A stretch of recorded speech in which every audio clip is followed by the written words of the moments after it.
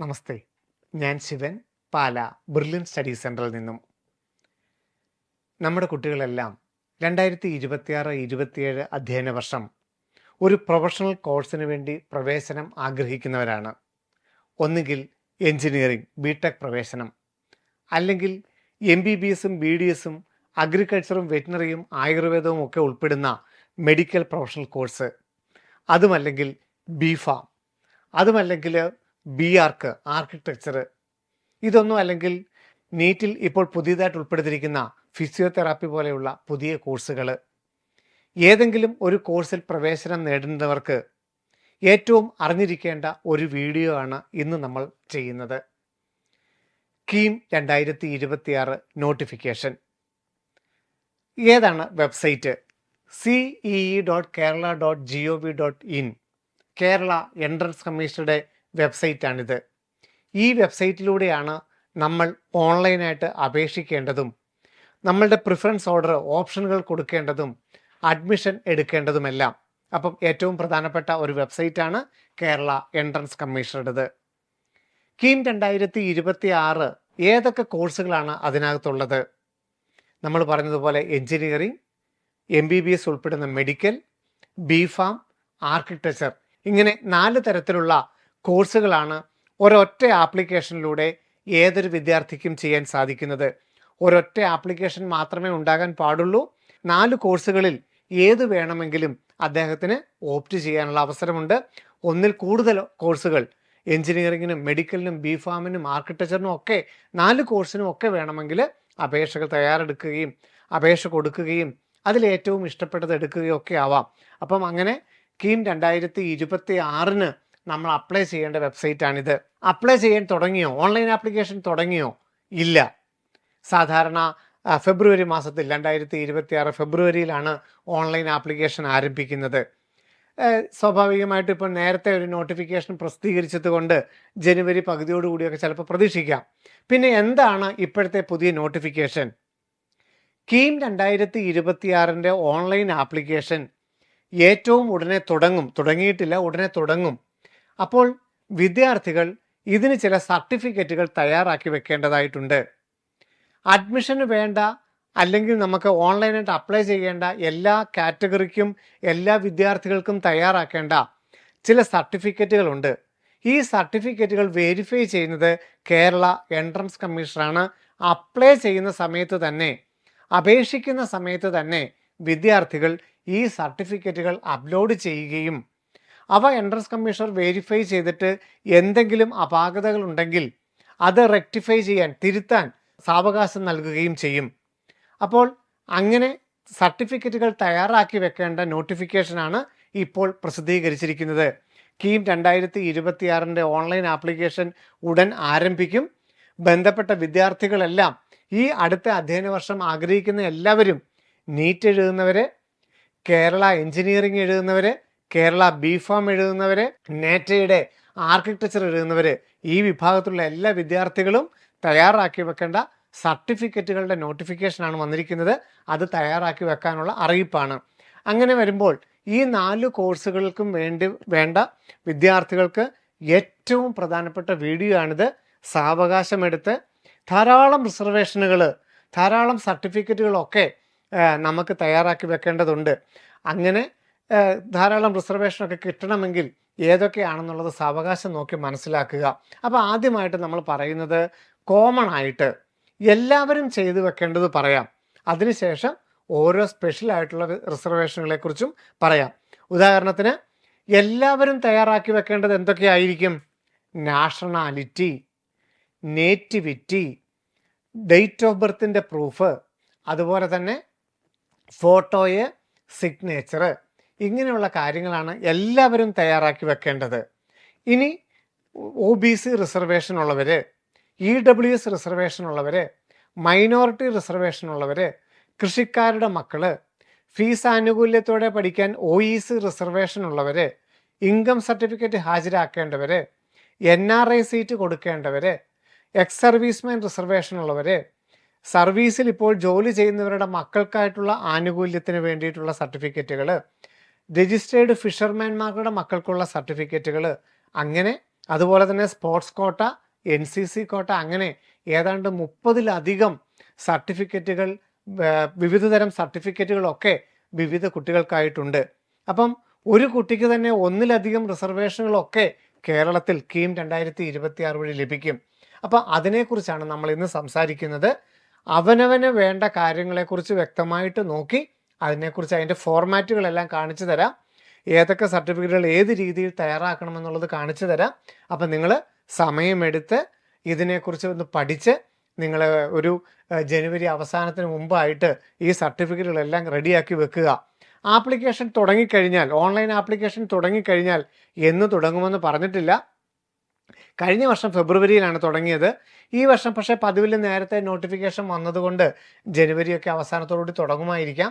തുടങ്ങിക്കഴിഞ്ഞാൽ 3 ആഴ്ച സാവകാശം കിട്ടും നമുക്ക് ഓൺലൈനായിട്ട് അപ്ലൈ ചെയ്യാനായിട്ടും സർട്ടിഫിക്കറ്റുകളൊക്കെ അപ്ലോഡ് ചെയ്യാനായിട്ടും.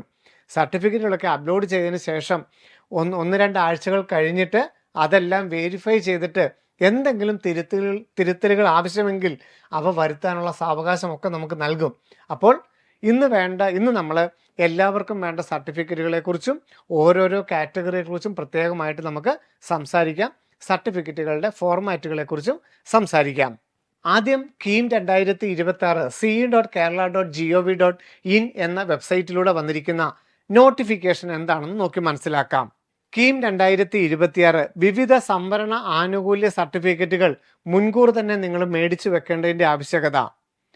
നമുക്ക് ഈ അടുത്ത അധ്യയന വർഷം ഈ മേഖലയിൽ എവിടെയെങ്കിലും ഒരു പ്രവേശനം നേടണമെങ്കിൽ നമുക്ക് ഇപ്പം നീറ്റായിരിക്കാം നമ്മൾ പരീക്ഷ എഴുതുന്നത്. പക്ഷേ കേരളത്തിൽ MBBS, BDS, അഗ്രികൾച്ചറോ വെറ്റിനറിയോ ഒക്കെ പോലെയുള്ള മെഡിക്കൽ കോഴ്സിന് പ്രവേശനം വേണമെങ്കിൽ നമ്മൾ കീമിന് അപ്ലൈ ചെയ്തിരിക്കണം നിർബന്ധമായിട്ടും. അപ്പം അതിനൊക്കെയുള്ള സർട്ടിഫിക്കറ്റുകളെ കുറിച്ചാണ് പറയുന്നത്. അപ്പം റവന്യൂ അധികാരികളിൽ നിന്ന്, വില്ലേജ് ഓഫീസിൽ നിന്ന് മേടിക്കേണ്ട സർട്ടിഫിക്കറ്റുകളെ കുറിച്ചാണ് ആദ്യം പറഞ്ഞിരിക്കുന്നത്. സ്റ്റേറ്റ് എഡ്യൂക്കേഷൻ പർപ്പസിനുള്ള നോൺ ക്രിമിലെയർ സർട്ടിഫിക്കറ്റ്, അത് നമുക്ക് പ്രത്യേകം പറയാം. ഇത് എല്ലാവരും മേടിക്കേണ്ടതല്ല. ഇതിപ്പോൾ ഞാൻ നോട്ടിഫിക്കേഷൻ ആദ്യം പറയുന്നതാണ്, അതിനുശേഷം എല്ലാവരും മേടിക്കേണ്ടത് പറയാം, അതിനുശേഷം OBC-കാരുടെ ഓരോ ഘട്ടമായിട്ട് പറയാം. ആദ്യം നമ്മൾ നോട്ടിഫിക്കേഷൻ ഓടിച്ച് നോക്കാം. അപ്പം non creamy layer certificate, state education purpose. രണ്ടാമതായിട്ട് SC/ST വിഭാഗക്കാർക്കായിട്ട് തഹസീൽദാർ എന്നുള്ള സർട്ടിഫിക്കറ്റ്, കാസ്റ്റ് സർട്ടിഫിക്കറ്റ്. OEC വിഭാഗം, അതർ എലിജിബിലിറ്റി കമ്മ്യൂണിറ്റി, ഫീസ് ആനുകൂല്യത്തിന് അർഹതയുള്ളവർക്കുള്ള വില്ലേജ് ഓഫീസറിൽ നിന്നുള്ള നോൺ ക്രിമിലെയർ സർട്ടിഫിക്കറ്റ്. അതുപോലെ തന്നെ OEC വിഭാഗത്തിന് വേണ്ടിയിട്ടുള്ള വരുമാന സർട്ടിഫിക്കറ്റ്. അച്ഛനും അമ്മയും വ്യത്യസ്ത ജാതിയിൽപ്പെട്ടവരാണെങ്കിൽ അതിൽ കൂടുതൽ റിസർവേഷൻ കിട്ടുന്നത് ആർക്കാണോ ആ സർട്ടിഫിക്കറ്റ് വില്ലേജ് ഓഫീസിൽ നിന്നും മേടിക്കുന്നത്. അതുപോലെ തന്നെ മിശ്ര വിവാഹിതരുടെ പക്കവർക്ക് ഇന്റർ കാസ്റ്റ് മാരിയ സർട്ടിഫിക്കറ്റ്. അച്ഛനോ അമ്മയോ ആരെങ്കിലും ഒരാൾ SC-യോ ST-യോ ആണെന്നുണ്ടെങ്കിൽ അതിൻ്റെ വേണ്ട സർട്ടിഫിക്കറ്റുകൾ. വിദ്യാർത്ഥികളുടെ ജന്മസ്ഥലം കാണിക്കുന്ന, നേറ്റിവിറ്റി കാണിക്കുന്ന സർട്ടിഫിക്കറ്റ്. അതുപോലെ തന്നെ EWS, എക്കണോമിക്കലി വീക്കർ സെക്ഷൻ്റെ സർട്ടിഫിക്കറ്റ്. പിന്നെ വേണ്ടത് ക്രിസ്ത്യൻ മുസ്ലിം സമുദായത്തിന് വേണ്ടിയിട്ട് മെഡിക്കൽ കോളേജുകളിൽ മൈനോറിറ്റി സീറ്റിന് വേണ്ടിയിട്ടുള്ള മൈനോറിറ്റി സർട്ടിഫിക്കറ്റ്. അതുപോലെ തന്നെ എഞ്ചിനീയറിംഗ് കോളേജുകളിലും ക്രിസ്ത്യൻ മുസ്ലിം വിഭാഗത്തിന് വേണ്ടിയിട്ടുള്ള സെൽഫ് ഫിനാൻസിങ് കോളേജിൽ കിട്ടാൻ വേണ്ടിയിട്ടുള്ള മൈനോറിറ്റി സർട്ടിഫിക്കറ്റ്. മെഡിക്കൽ വിഭാഗത്തിൽ മാത്രം NRI സീറ്റ് ആഗ്രഹിക്കുന്നെങ്കിൽ 22 ലക്ഷം രൂപയ്ക്ക് മുകളിൽ വാർഷിക ഫീസുള്ള NRI സീറ്റ് ആഗ്രഹിക്കുന്നുവെങ്കിൽ അങ്ങനെ NRI സീറ്റിന് വേണ്ടിയിട്ട് അപ്ലൈ ചെയ്യാനുള്ള സർട്ടിഫിക്കറ്റുകൾ. അപ്പോൾ നമുക്കറിയാം അതിൽ നമ്മളൊരു NRI അപ്ലൈ ചെയ്ത് കഴിഞ്ഞാൽ നമ്മൾ NRI മാത്രമായി പോകുമോ? ഒരിക്കലുമില്ല. നല്ല മാർക്കും നല്ല റാങ്കും ഉണ്ടെങ്കിൽ NRI കൊടുത്താൽ പോലും നമുക്ക് ഗവൺമെൻറ് സീറ്റ് കിട്ടും. ഇനി തിരിച്ച് നമ്മൾ വിദേശത്താണ് വർഷങ്ങളായിട്ട് ജോലി ചെയ്യുന്നത്, NRI സീറ്റ് മാത്രമേ കിട്ടുള്ളൂ? അല്ല, നല്ല റാങ്കും മാർക്കും ഉണ്ടെങ്കിൽ നമുക്ക് ഗവൺമെൻറ് സീറ്റും കിട്ടും. ഇനി നമുക്ക് അല്പം മാർക്ക് കുറഞ്ഞ ഒരു സാഹചര്യത്തിലാണെങ്കിലും നമുക്കൊരു കോളേജിൽ പ്രവേശനം വേണമെന്നുണ്ടെങ്കിലാണ് NRI സീറ്റ്, NRI സർട്ടിഫിക്കറ്റുകൾ കൊടുക്കേണ്ടത്. അപ്പോൾ നമുക്ക് നീറ്റ് എക്സാം പോലും ആയിട്ടില്ല, ഇപ്പോഴേ NRI സീറ്റ് വേണോ, NRI സർട്ടിഫിക്കറ്റുകൾ തയ്യാറാക്കണോ? ഇപ്പോഴാണെങ്കിൽ നമുക്ക് ധാരാളം സമയമുണ്ട്. സർട്ടിഫിക്കറ്റുകൾ അപ്ലോഡ് ചെയ്യാനും അത് റെക്ടിഫൈ ചെയ്യാനും ഒക്കെയുള്ള സമയമുണ്ട്. നീറ്റ് എക്സാം കഴിഞ്ഞ് നീറ്റ് റിസൾട്ട് വന്നു കഴിഞ്ഞിട്ട് 2 ദിവസം സാവകാശം നൽകും NRI ഡോക്യുമെൻറ്റ്സ് അപ്ലോഡ് ചെയ്യാൻ. പക്ഷേ അത് നമുക്ക് വളരെ ധൃതി പിടിച്ച് ചെയ്യേണ്ടി വരും. എന്തെങ്കിലും ന്യൂനതകൾ ഉണ്ടെങ്കിൽ അത് തിരുത്താൻ നമുക്ക് സാവകാശം കിട്ടില്ല. അപ്പം NRI സീറ്റിന് ആഗ്രഹിക്കുന്നെങ്കിൽ മെഡിക്കൽ വിഭാഗത്തിൽ മാത്രം. എഞ്ചിനീയറിംഗിൻ്റെ NRIക്കോ അതാത് കോളേജുകളിൽ നേരിട്ട് അപ്ലൈ ചെയ്യണം. കേരള എൻട്രൻസ് കമ്മീഷനുമായിട്ട് അതിന് ബന്ധമില്ല. മെഡിക്കൽ വിഭാഗത്തിൽ മെഡിക്കൽ കോളേജുകളിൽ MBBSനും BDSനുമാണ് ഈ NRIയുടെ ആവശ്യം. അങ്ങനെ ഒരു സീറ്റിന് ആഗ്രഹമുണ്ടെങ്കിൽ ഈ അപേക്ഷിക്കുന്ന സമയത്ത് തന്നെ ഇതിൻ്റെ ഡോക്യുമെൻറ്റ്സ് അപ്ലോഡ് ചെയ്യണം. അതെന്തൊക്കെയാണെന്നുള്ളത് ഈ വീഡിയോയുടെ അവസാന ഭാഗത്ത് പറയാം. ഇതാണ് കേരള എൻട്രൻസ് കമ്മീഷൻ നോട്ടിഫിക്കേഷൻ. ഇങ്ങനെയുള്ള സർട്ടിഫിക്കറ്റുകളൊക്കെ തന്നെ നിങ്ങൾ കരുതി വെക്കണം. ഇതെല്ലാം ഓൺലൈനായിട്ട് അപ്ലൈ ചെയ്യുമ്പം അപ്ലോഡ് ചെയ്യണമെന്നുള്ള അറിയിപ്പാണ്, നോട്ടിഫിക്കേഷനാണ് ce.kerala.gov.in എന്ന വെബ്സൈറ്റിൽ പ്രസിദ്ധീകരിച്ചിരിക്കുന്നത്. ഇനി നമുക്ക് എല്ലാവരും അപ്ലോഡ് ചെയ്യേണ്ട സർട്ടിഫിക്കറ്റുകളെ പരിചയപ്പെടാം. ആദ്യം വേണ്ടത് നാഷണാലിറ്റി സർട്ടിഫിക്കറ്റ്. നമ്മുടെ വിദ്യാർത്ഥി ഒരു ഇന്ത്യൻ പൗരനാണെന്നുള്ള സർട്ടിഫിക്കറ്റ്. അതിനെന്തായിരിക്കും വേണ്ടത്? ഇന്ത്യയിൽ അഡ്രസ് ഉള്ളൊരു പ്രൂഫ്. Birth certificate. ഇന്ത്യയിലെ അഡ്രസ് ഉള്ളൊരു ബർത്ത് സർട്ടിഫിക്കറ്റ് നിങ്ങൾക്കുണ്ടെങ്കിൽ, ഇന്ത്യയിലെ, കേരളത്തിലെ വേണമെന്നൊന്നുമില്ല, ഇന്ത്യൻ നാഷണൽ ആണെന്ന് കാണിക്കാനായിട്ട് ഇന്ത്യയിൽ അഡ്രസ് ഉള്ളൊരു പ്രൂഫ് നിങ്ങളുടെ ബർത്ത് സർട്ടിഫിക്കറ്റോ എന്തെങ്കിലും ഉണ്ടാവണം. അല്ലെങ്കിൽ നിങ്ങളുടെ പാസ്പോർട്ടിൽ ഇന്ത്യൻ അഡ്രസ്സ് ഉണ്ടായാലും മതിയാകും. നിങ്ങൾക്ക് നാഷണാലിറ്റി തെളിയിക്കുന്ന ഒരു പ്രൂഫ് നിങ്ങളുടെ ഉണ്ടായിരിക്കണം. പിന്നെ വേണ്ടത് എന്താണ്? നേറ്റിവിറ്റി. ജന്മസ്ഥലം കേരളം എന്ന് കാണിക്കുന്ന ഒരു പ്രൂഫ്. എല്ലാവർക്കും ഏറ്റവും കൂടുതൽ പ്രധാനപ്പെട്ട ഒരു സർട്ടിഫിക്കറ്റാണ് നേറ്റിവിറ്റി. ഈ നേറ്റിവിറ്റി ഉണ്ടെങ്കിൽ മാത്രമേ കേരളത്തിൽ പ്രവേശനം കിട്ടുള്ളൂ. നേറ്റിവിറ്റി എന്ന് ഉദ്ദേശിക്കുന്നത് വിദ്യാർത്ഥിയോ അച്ഛനോ അമ്മയോ ആരെങ്കിലും ഒരാൾ കേരളത്തിൽ ജനിച്ചു എന്ന് കാണിക്കുന്ന, ജന്മസ്ഥലം കാണിക്കുന്ന ഒരു സർട്ടിഫിക്കറ്റാണ്. അപ്പോൾ അതുകൊണ്ട് ആ സർട്ടിഫിക്കറ്റ് നിങ്ങൾക്ക് നേറ്റിവിറ്റി ആയിട്ട് അപ്ലോഡ് ചെയ്യാം. വിദ്യാർത്ഥി, സ്റ്റുഡൻറ്റ് 10ാം ക്ലാസ് സ്റ്റേറ്റ് സിലബസിലാണ് പഠിച്ചതെങ്കിൽ 10ാം ക്ലാസ്സിൻ്റെ മാർക്ക് ലിസ്റ്റിൽ പ്ലേസ് ഓഫ് ബർത്ത് എന്നുണ്ട്. അപ്പം നേറ്റിവിറ്റി ആയിട്ട് 10ാം ക്ലാസ്സിൻ്റെ മാർക്ക് ലിസ്റ്റ് അപ്ലോഡ് ചെയ്യാം. അതുപോലെ തന്നെ CBC ISC പഠിച്ച വിദ്യാർത്ഥികൾക്ക് അതിനകത്ത് പ്ലേസ് ഓഫ് ബർത്ത് ഇല്ല. അപ്പം നേറ്റിവിറ്റിയുടെ കാര്യത്തിൽ CBCയും ICCയും പഠിച്ചവർക്ക് 10ാം ക്ലാസ്സിൻ്റെ മാർക്ക് ലിസ്റ്റ് നേറ്റിവിറ്റിയുടെ കോളത്തിൽ ഉപയോഗിക്കാൻ പാടില്ല. എന്താണ് കാരണം? അതിനകത്ത് പ്ലേസ് ഓഫ് ബർത്ത് ഇല്ല. എന്നാൽ സ്റ്റേറ്റ് സിലബസുകാർക്ക് ഉപയോഗിക്കാം. പിന്നെ ഏത് സർട്ടിഫിക്കറ്റ് പറ്റും? പാസ്പോർട്ട് പറ്റും. പാസ്പോർട്ടിൽ പ്ലേസ് ഓഫ് ബർത്ത് ഉണ്ട്. പിന്നെ ബർത്ത് സർട്ടിഫിക്കറ്റ്. നമ്മുടെ വിദ്യാർത്ഥി കേരളത്തിൽ ജനിച്ചതാണെങ്കിൽ പാസ്പോർട്ട് മതിയാകും, ബർത്ത് സർട്ടിഫിക്കറ്റ് മതിയാകും, അതിനകത്ത് പ്ലേസ് ഓഫ് ബർത്ത് ഉണ്ട്. ഇതല്ലെങ്കിൽ അക്ഷയ കേന്ദ്രത്തിൽ നിന്നുള്ള നേറ്റിവിറ്റി സർട്ടിഫിക്കറ്റ്, അതിനകത്ത് പ്ലേസ് ഓഫ് ബർത്ത് എന്ന് കാണിച്ചത് മതിയാകും. ഇനി അതല്ലെങ്കിലോ, നമ്മുടെ കേരളയുടെ ആപ്ലിക്കേഷൻ ക്ഷണിച്ച് കഴിയുമ്പോൾ അതിൻ്റെ പ്രോസ്പെക്ടസിനകത്ത് ഈ ഒരു ഫോർമാറ്റ് കിട്ടും, certificate to prove nativity for Keralites. ഇതിനകത്ത് പറഞ്ഞിട്ടുണ്ട്, നമ്മളിപ്പോൾ പറഞ്ഞ കാര്യങ്ങളെല്ലാം പറഞ്ഞിട്ടുണ്ട്. ഈ സർട്ടിഫിക്കറ്റ് ഡൗൺലോഡ് ചെയ്തിട്ട് കാൻഡിഡേറ്റ് കേരളത്തിൽ ജനിച്ചതാണെന്ന് വില്ലേജ് ഓഫീസറെ കൊണ്ട് ഒപ്പിട്ട് മേടിക്കാം. ഈ ഫോർമാറ്റ് ഡൗൺലോഡ് ചെയ്ത് വില്ലേജ് ഓഫീസറെ കൊണ്ടിട്ട് വില്ലേജ് ഓഫീസറെ കൊണ്ട് ഒപ്പിട്ട് മേടിച്ചാൽ മതി. ഇനി ഇതൊക്കെ കുട്ടി കേരളത്തിൽ ജനിച്ചപ്പോഴത്തെ കാര്യമാണ് പറഞ്ഞത്. കാൻഡിഡേറ്റ് കേരളത്തിൽ ജനിച്ച കാര്യമാണ് നമ്മൾ ഇത്രയും നേരം പറഞ്ഞത്. കാൻഡിഡേറ്റ് കേരളത്തിൽ ജനിച്ചിട്ടില്ല. അദ്ദേഹം കേരളത്തിന് പുറത്ത് തമിഴ്നാട്ടിലോ മഹാരാഷ്ട്രയിലോ ദുബായിലോ UK ഒക്കെയാണ് കുട്ടി ജനിച്ചതെങ്കിൽ എന്ത് ചെയ്യും? എങ്ങനെ കേരളത്തിലെ ജന്മസ്ഥലം കാണിക്കാൻ സാധിക്കും? അച്ഛനോ അമ്മയോ, in case any of the parents are born in Kerala, പേരൻസിൽ ആരെങ്കിലും ഒരാൾ കേരളത്തിൽ ജനിച്ചാൽ മതി, കേരളൈറ്റ് ആവും. അപ്പം ഈ ഫോർമാറ്റ് ഡൗൺലോഡ് ചെയ്തിട്ട് ഇത് പൂരിപ്പിക്കണ്ട. ഏത് കേസിൽ? കുട്ടി കേരളത്തിൽ ജനിച്ചിട്ടില്ല, ഇത് പൂരിപ്പിക്കണ്ട. ഈ ഭാഗം മാത്രം പൂരിപ്പിക്കുക വില്ലേജ് ഓഫീസറെ കൊണ്ട്. അച്ഛൻ അല്ലെങ്കിൽ അമ്മ കേരളത്തിൽ ജനിച്ചു എന്ന് ഈ ഭാഗം പൂരിപ്പിച്ചിട്ട് അപ്ലോഡ് ചെയ്താലും നേറ്റിവിറ്റി ആകും. ഇനി അതും കിട്ടിയില്ലെങ്കിലോ, അച്ഛൻ്റെയോ അമ്മയുടെയോ പാസ്പോർട്ട്, അച്ഛൻ്റെയോ അമ്മയുടെയോ 10ാം ക്ലാസ് പ്ലസ് കൊറോബറേറ്റീവ് സർട്ടിഫിക്കറ്റ്, ബന്ധം കാണിക്കുന്ന രേഖ, കുട്ടിയുടെ 10ാം ക്ലാസ്, അതും കൂടെ ഒരുമിച്ച് വെച്ചാലും നേറ്റിവിറ്റി ആകും. ഓക്കെ, അപ്പോൾ ഇത് ഏറ്റവും പ്രധാനപ്പെട്ടതാണ്, കേരളത്തിൽ ജന്മസ്ഥലം കാണിക്കുന്ന രേഖ. ഇനി കാൻഡിഡേറ്റ്, വിദ്യാർത്ഥിയും അച്ഛനും അമ്മയും കേരളത്തിൽ ജനിച്ചിട്ടില്ല, പക്ഷേ കേരളൈറ്റ് ആണെന്ന് തെളിയിക്കാനായിട്ട് 8ാം ക്ലാസ് മുതൽ 12ാം ക്ലാസ് വരെയുള്ള കാലയളവിൽ കേരളത്തിൽ പഠിച്ചാലും കേരളൈറ്റ് ആണ്, NK1, നോൺ കേരളൈറ്റ് 1 എന്ന് പറയും, അവർക്ക് ഗവൺമെൻറ് സീറ്റ് കിട്ടും.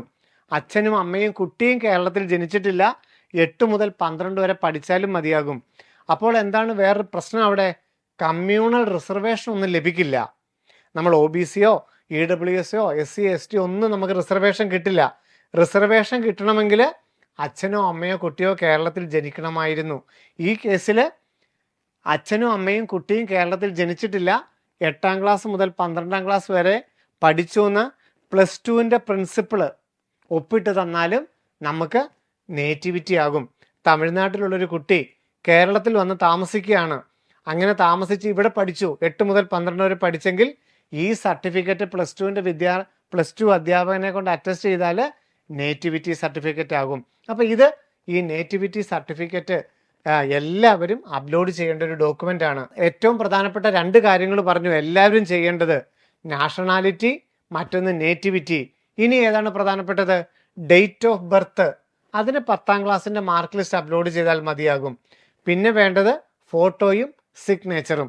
ഒരു വൈറ്റ് ബാക്ക്ഗ്രൗണ്ട് ഉള്ള, മുഖം 80% വലിപ്പമുള്ള ഒരു ഫോട്ടോഗ്രാഫും ഒരു സിഗ്നേച്ചറും. ഇത്രയും കാര്യമാണ് നോർമലായിട്ട് എല്ലാവരും കരുതേണ്ട കാര്യങ്ങൾ.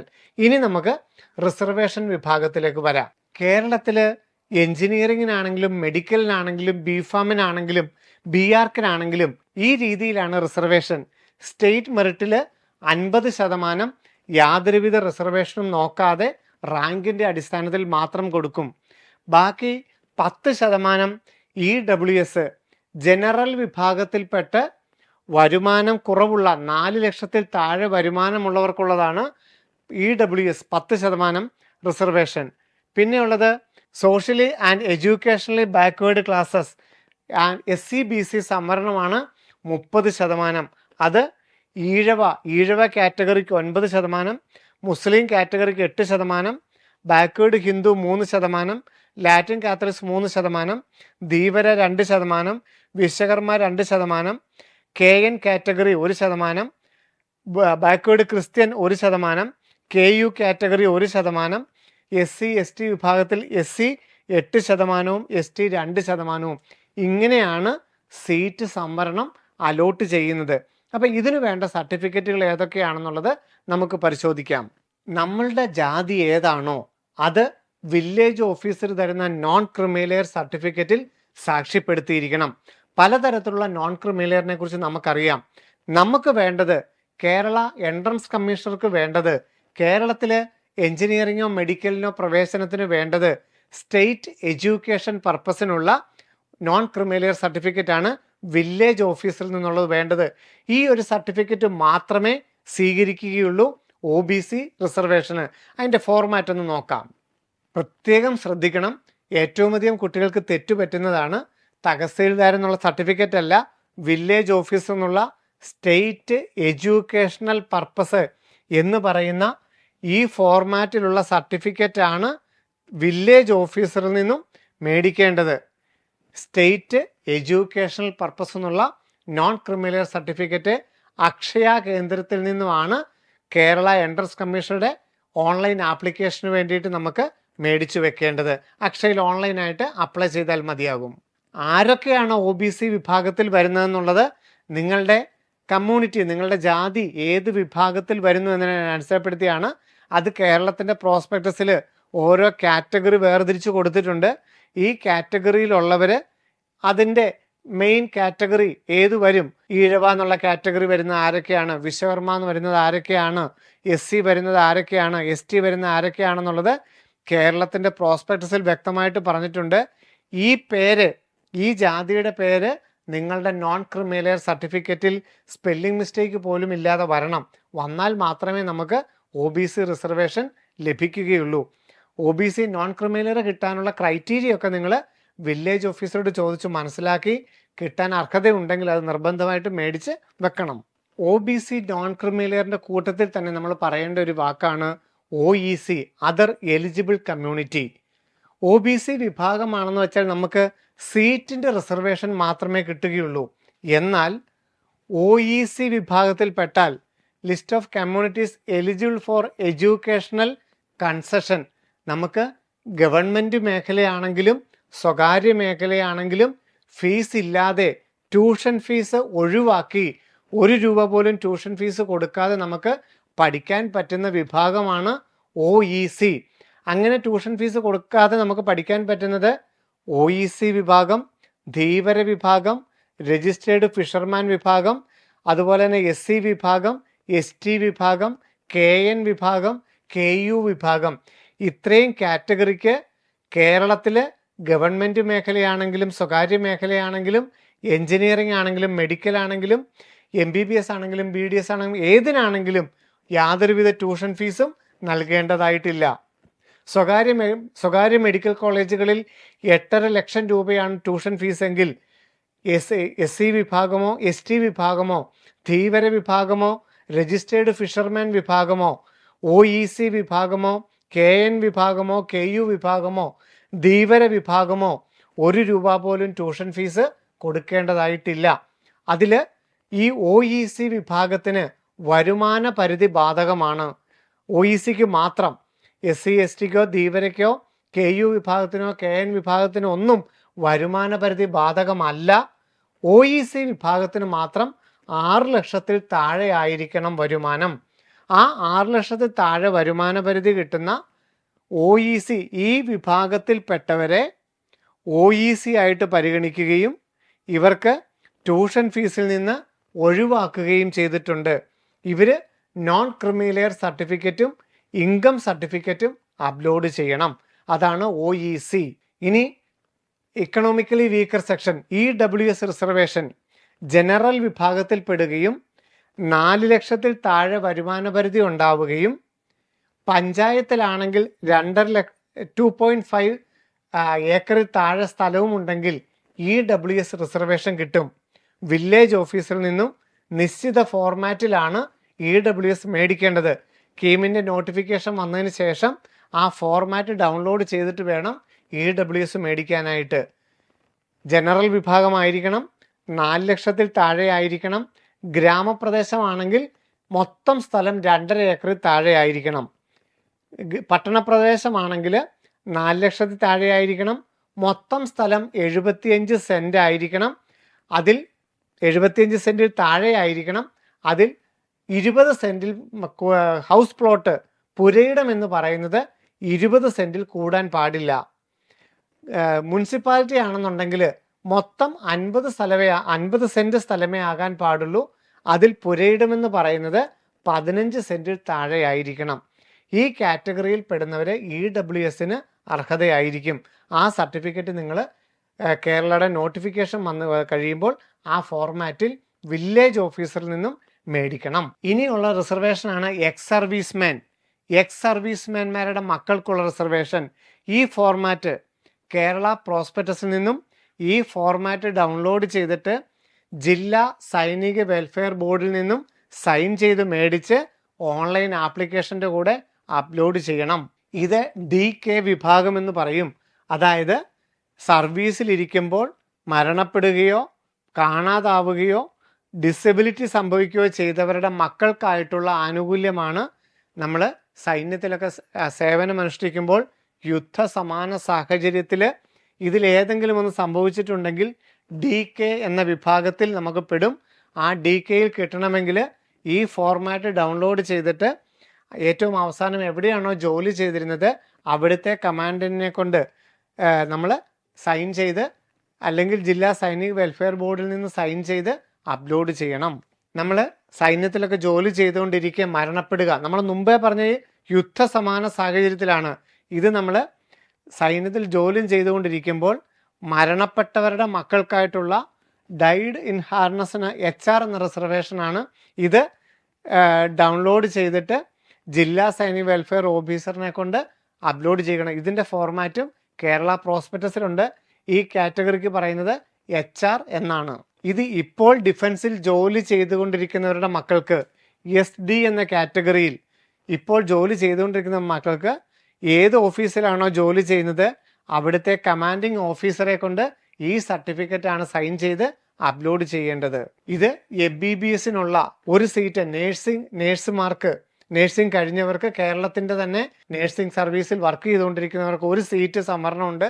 ആ വിഭാഗത്തിൽ മേടിക്കാൻ വേണ്ടിയിട്ടുള്ള സർട്ടിഫിക്കറ്റിൻ്റെ ഫോർമാറ്റാണ്. ഇത് ഇൻ്റർ കാസ്റ്റ് മാരേജ് സർട്ടിഫിക്കറ്റ് അച്ഛനോ അമ്മയോ ആരെങ്കിലും ഒരാൾ SC വിഭാഗത്തിലോ ST വിഭാഗത്തിലോ വരികയാണെങ്കിൽ ആ കുട്ടി ഒരുപക്ഷെ OBC ആയിരിക്കാം, അല്ലെ കുട്ടി ചിലപ്പം ജനറൽ വിഭാഗമായിരിക്കാം. പക്ഷേ അതിൽ അച്ഛനോ അമ്മയോ ആരെങ്കിലും ഒരാൾ SCയോ STയോ ആണെങ്കിൽ തഹസീൽദാരിൽ നിന്നുള്ള ഇൻ്റർ കാസ്റ്റ് മാരേജ് സർട്ടിഫിക്കറ്റ് അപ്ലോഡ് ചെയ്താൽ അവർക്കും ഗവൺമെൻറ് മേഖലയാണെങ്കിലും സ്വകാര്യ മേഖലയാണെങ്കിലും ട്യൂഷൻ ഫീസിൽ നിന്ന് ഒഴിവാക്കിയിട്ടുണ്ട്. അപ്പോൾ അച്ഛനോ അമ്മയോ ആരെങ്കിലും ഒരാൾ SC വിഭാഗത്തിലോ ST വിഭാഗത്തിലോ ആണെന്നുണ്ടെങ്കിൽ തഹസീൽദാരിൽ നിന്നുള്ള ഇൻ്റർ കാസ്റ്റ് മാരേജ് സർട്ടിഫിക്കറ്റ് അപ്ലോഡ് ചെയ്യണം. കൃഷിക്കാരുടെ മക്കൾക്കുള്ള സംവരണം, അതായത് മെഡിക്കൽ വിഭാഗത്തിൽ അഗ്രികൾച്ചർ, വെറ്റിനറി എന്നീ കോഴ്സുകൾക്ക് കൃഷിക്കാരുടെ മക്കൾക്കായിട്ടുള്ള സംവരണം കിട്ടുന്നതിന് ഈ സർട്ടിഫിക്കറ്റാണ് ഡൗൺലോഡ് ചെയ്തിട്ട് അപ്ലോഡ് ചെയ്യേണ്ടത്. ഓൺലൈൻ ആപ്ലിക്കേഷൻ്റെ കൂടെ തന്നെ ഈ സർട്ടിഫിക്കറ്റ് അപ്ലോഡ് ചെയ്യണം. ഫിഷർമാൻമാരുടെ മക്കൾക്ക് അവർക്ക് ഫിഷറീസ് എന്ന് പറയുന്ന കോഴ്സിന് വേണ്ടിയിട്ടുള്ള സംവരണത്തിനും അതുപോലെ തന്നെ രജിസ്റ്റേർഡ് ഫിഷർമാൻ എന്ന വിഭാഗത്തിൽ ഗവൺമെൻറ് മേഖലയിലും സ്വകാര്യ മേഖലയിലും ഫീസ് ആനുകൂല്യത്തോടുകൂടി പഠിക്കുന്നതിനും ഈ ഒരു സർട്ടിഫിക്കറ്റും വേണം. ഇത് കൂടാതെ FM എന്ന് പറയുന്ന മറ്റൊരു സർട്ടിഫിക്കറ്റും കൂടി വേണം. 2 സർട്ടിഫിക്കറ്റുകളും അവർ അപ്ലോഡ് ചെയ്യണം. ഒന്നിതാണ്, ഒന്നിപ്പോൾ അടുത്തതായിട്ട് കാണിക്കാം. രജിസ്റ്റേർഡ് ഫിഷർമാൻമാരുടെ മക്കൾക്കായിട്ട് മെഡിക്കൽ വിഭാഗത്തിൽ MBBSനോ BDSനോ മറ്റ് മെഡിക്കൽ വിഭാഗത്തിലെ കോഴ്സുകൾക്കും ഫീസ് ആനുകൂല്യത്തോടുകൂടി ട്യൂഷൻ ഫീസ് ഒഴിവാക്കി പഠിക്കുന്നതിന് ഫിഷർമാൻ ഡിപ്പാർട്ട്മെൻറ്റിൽ നിന്ന് രജിസ്റ്റേർഡ് ഫിഷർമാൻ എന്നുള്ള സർട്ടിഫിക്കറ്റ് ഈ ഫോർമാറ്റിൽ വേണം മേടിച്ച് അപ്ലോഡ് ചെയ്യാൻ. ഈ സർട്ടിഫിക്കറ്റും അപ്ലോഡ് ചെയ്യണം. FM എന്ന് പറയുന്നത് രജിസ്റ്റേർഡ് ഫിഷർമാൻ, ഫിഷറീസ് ഡിപ്പാർട്ട്മെൻറ്റിൽ നിന്ന് മേടിച്ച് അപ്ലോഡ് ചെയ്യണം. തൊട്ട് മുമ്പ് കാണിച്ച CF എന്ന് പറയുന്ന സർട്ടിഫിക്കറ്റ് വില്ലേജ് ഓഫീസിൽ നിന്ന് മേടിച്ച് അപ്ലോഡ് ചെയ്യണം. ഇത് മൈനോറിറ്റി സർട്ടിഫിക്കറ്റിൻ്റെ ഫോർമാറ്റ്.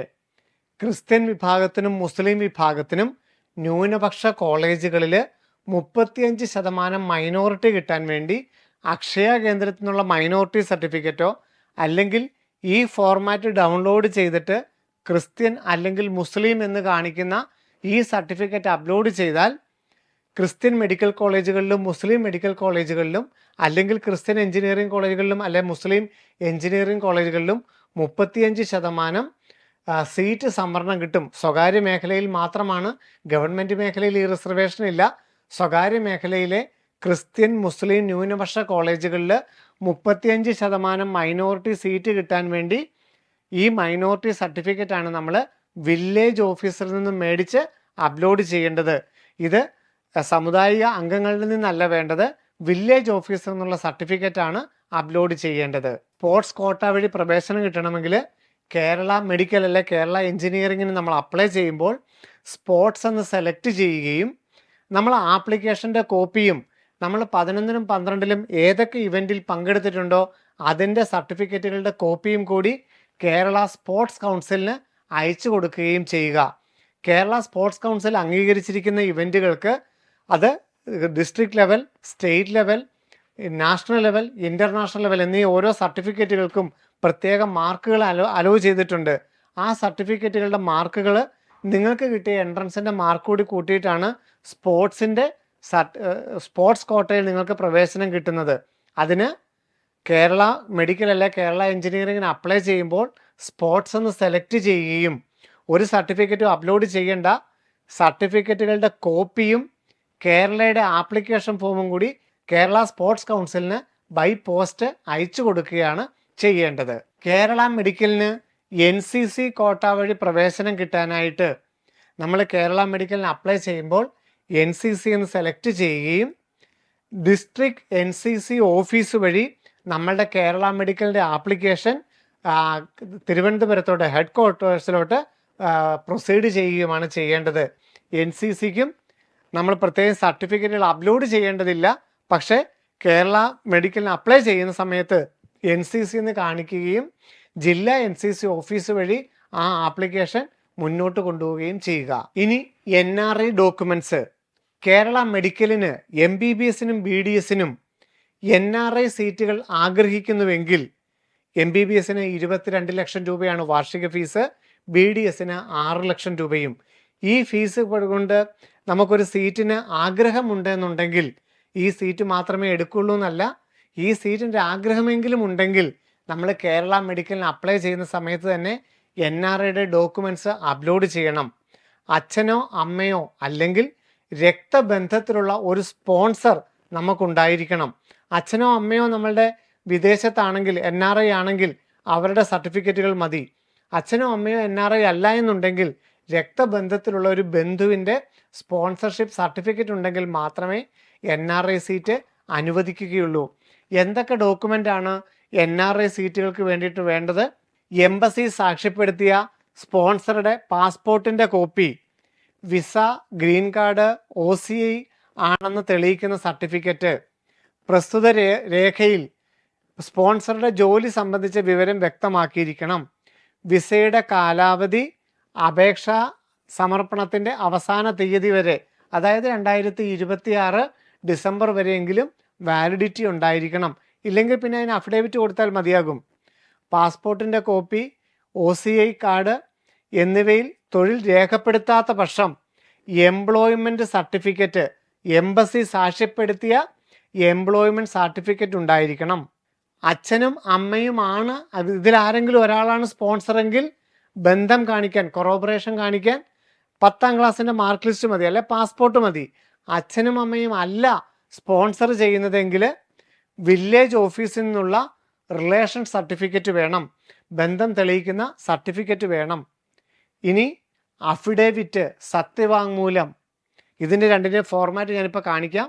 സത്യവാങ്മൂലം, സ്പോൺസർ ചെയ്യുന്ന വ്യക്തി ഇപ്പോൾ വിദേശത്താണെന്നുണ്ടെങ്കിൽ എംബസി സാക്ഷ്യപ്പെടുത്തിയ അഫിഡേവിറ്റ്, മുദ്രപത്രത്തിലൊന്നും വേണ്ട, വെറുതെ എംബസി സാക്ഷ്യപ്പെടുത്തിയ അഫിഡേവിറ്റ്, അതിൻ്റെ ഫോർമാറ്റ് ഉണ്ട്.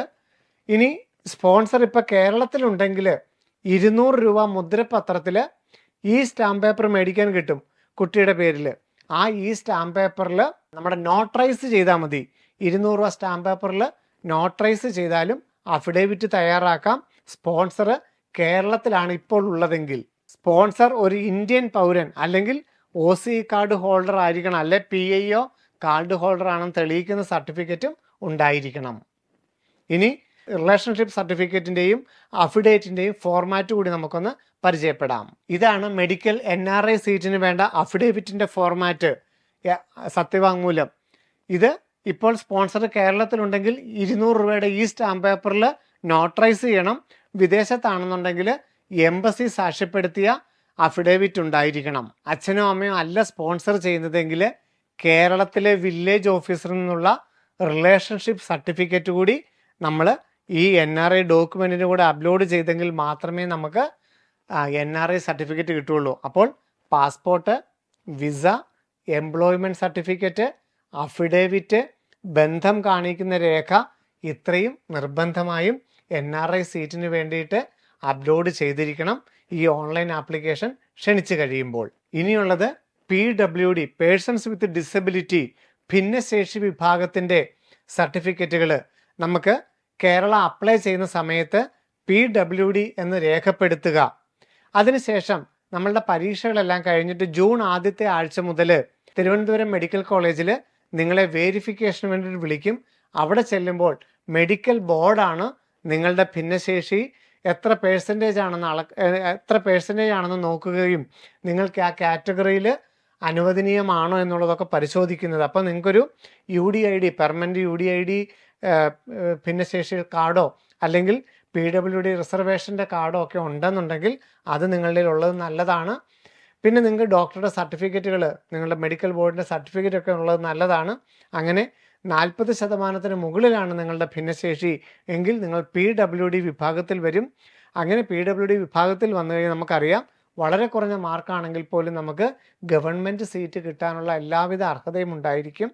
അപ്പോൾ 40% മുകളിലുള്ള PWD വിഭാഗത്തിലാണെന്നുണ്ടെങ്കിൽ നമ്മൾ കേരള അപ്ലൈ ചെയ്യുമ്പോൾ PWD എന്ന് രേഖപ്പെടുത്തുകയും ജൂൺ മാസത്തിൽ കേരള എൻട്രൻസ് കമ്മീഷണർ വിളിച്ചു കഴിയുമ്പോൾ നമ്മൾ മെഡിക്കൽ ബോർഡിന് മുമ്പിൽ ഹാജരാവുകയും ചെയ്യണം. കീം 2026 അപ്ലൈ ചെയ്യുന്ന വിദ്യാർത്ഥികൾക്ക് ഈ പറഞ്ഞതിലൊക്കെ ചിലപ്പോൾ സംശയങ്ങൾ ഉണ്ടായിരിക്കാം. ഇതിനെക്കുറിച്ചൊക്കെയുള്ള ഓരോ ഇൻഡിവിജ്വൽ കാറ്റഗറികളെക്കുറിച്ചുള്ള വീഡിയോകളൊക്കെ അപ്ലോഡ് ചെയ്യുന്നുണ്ട്. അപ്പോൾ ആ റിസർവേഷനെ കുറിച്ചും ആ ബെനിഫിറ്റുകളെ കുറിച്ചൊക്കെ അറിയുന്നതിന് നിങ്ങൾ ആ വീഡിയോകൾ കാണുക. നമ്മളിപ്പോൾ കീം 2025 പോർട്ടൽ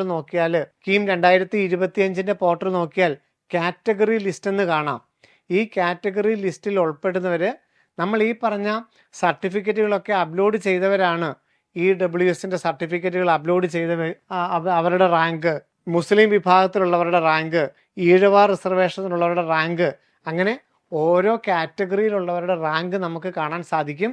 ആ റാങ്കിൽ വരാൻ വേണ്ടിയിട്ടാണ് നമ്മൾ ഈ റിസർവേഷൻ സർട്ടിഫിക്കറ്റ് ഓരോ വിഭാഗത്തിനും സർട്ടിഫിക്കറ്റുകൾ അപ്ലോഡ് ചെയ്യുന്നത്. ഇപ്പം ലാസ്റ്റ് റാങ്ക് നോക്കിക്കഴിഞ്ഞാൽ ഇതിപ്പോൾ മെഡിക്കലിൻ്റെ ലാസ്റ്റ് റാങ്ക് ആണെന്നുണ്ടെങ്കിൽ ഇത് സ്റ്റേറ്റ് മെറിറ്റ്, ഇത് ഈഴവ എന്ന വിഭാഗത്തിൽ വന്നതുകൊണ്ട് മാത്രമായില്ല, വില്ലേജ് ഓഫീസറിൽ നിന്നും നോൺ ക്രിമിലെയർ സർട്ടിഫിക്കറ്റ് സമർപ്പിച്ചത് കൊണ്ടാണ് ഈഴവ എന്ന റിസർവേഷൻ കിട്ടിയത്. ഇത് MU മുസ്ലിം ആയതുകൊണ്ട് മാത്രമല്ല, അവർ നോൺ ക്രിമിലെയർ വിഭാഗത്തിൽ വന്നതുകൊണ്ടാണ് ഇവിടെ MU എന്ന് കിട്ടിയത്. വില്ലേജ് ഓഫീസറിൽ നിന്നും സ്റ്റേറ്റ് എഡ്യൂക്കേഷൻ പർപ്പസിൻ്റെ സർട്ടിഫിക്കറ്റ് അപ്ലോഡ് ചെയ്തവരെ സ്റ്റേറ്റ് മെറിറ്റിലും പരിഗണിച്ചു, MU ആയിട്ടും പരിഗണിച്ചു.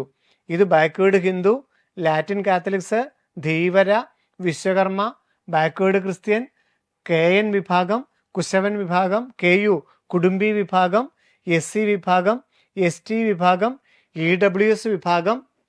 ഇത് നമ്മളുടെ കൃഷിക്കാരുടെ മക്കൾ, അതുപോലെ തന്നെ ആയുർവേദം പഠിച്ചു കഴിഞ്ഞവരുടെ മക്കൾ, സ്പോർട്സിൻ്റെ റിസർവേഷന്, എക്സ് സർവീസ്മെൻ്റെ റിസർവേഷന്, NRIയുടെ റിസർവേഷന്, അങ്ങനെയുള്ള സ്പെഷ്യൽ റിസർവേഷനുകൾ. ഈ റിസർവേഷനുകളൊക്കെ കിട്ടാൻ വേണ്ടിയിട്ടാണ് നമ്മൾ ഈ സർട്ടിഫിക്കറ്റുകളൊക്കെ അപ്ലോഡ് ചെയ്യുന്നത്. അപ്പോൾ നിങ്ങൾക്ക് ഇതുമായിട്ടൊക്കെ ബന്ധപ്പെട്ടുണ്ടെങ്കിൽ നിങ്ങൾ താഴെ കമൻറ്റ് ചെയ്യുക.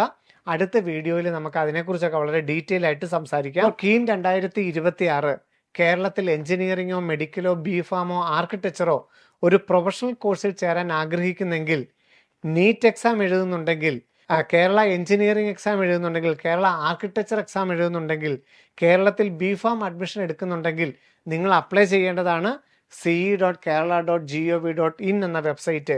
അതിൻ്റെ ഓൺലൈൻ ആപ്ലിക്കേഷൻ അടുത്ത മാസം ജനുവരി അവസാനത്തോടുകൂടി ക്ഷണിക്കും. അത് ഓൺലൈനായിട്ട് അപ്ലൈ ചെയ്യുമ്പോൾ വേണ്ട സർട്ടിഫിക്കറ്റുകളെ കുറിച്ചാണ് നമ്മളിപ്പോൾ പറഞ്ഞത്. വീണ്ടും കാണാം. നന്ദി, നമസ്കാരം.